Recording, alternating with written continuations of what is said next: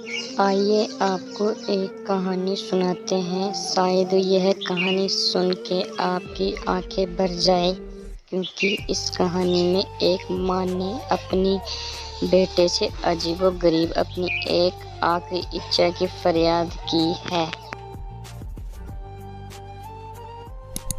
एक बार एक बूढ़ी माँ को उसके बेटे ने एक वृद्धाश्रम में ले जाकर छोड़ा। इस माँ को ये वही इकलौता बेटा था जिसके लिए इस माँ ने जीवन भर संघर्ष किया। इस बेटे के लिए वो सब कुछ किया जो एक माँ का करना चाहिए या माँ कर सकती है, और आज भी अपने बेटे को किसी भी तरह की परेशानी ना हो इसलिए आश्रम में रहने के लिए भी तैयार हो गई। वृद्धाश्रम में रह रही माँ हमेशा अपने बेटे को याद करती, मगर बेटा केवल साल में एक बार उसको मिलने आ जाता या फिर फ़ोन पर बात कर लेता। कई साल बीत गए।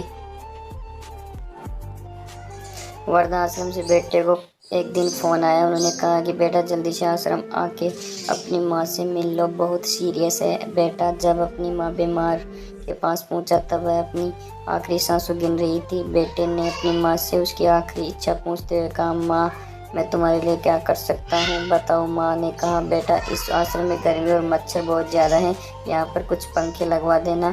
फ्रिज ना होने की वजह से यहाँ पर हमें बूढ़ों को कई बार भूखे पेट सोना पड़ता है, क्योंकि किसी ने दिया हुआ खाना खराब होने से नहीं बच पाते। तो इस आश्रम के लिए एक दो फ्रिज भी खरीद कर देना।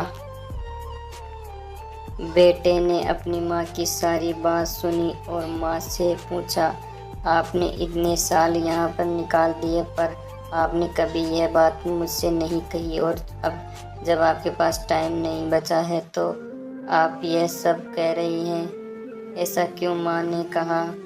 बेटे को जवाब देते हुए कहा, बेटा मैंने गर्मी, भूख और पीड़ा सहन कर ली है, लेकिन मुझे पता है जब तेरे बच्चे तुझे यहाँ पर छोड़कर जाएंगे तब तू यह सब सहन नहीं कर पाएगा। इसलिए तेरी सुविधा के लिए मैं तुझे यह सब लगाने के लिए कह रही हूँ।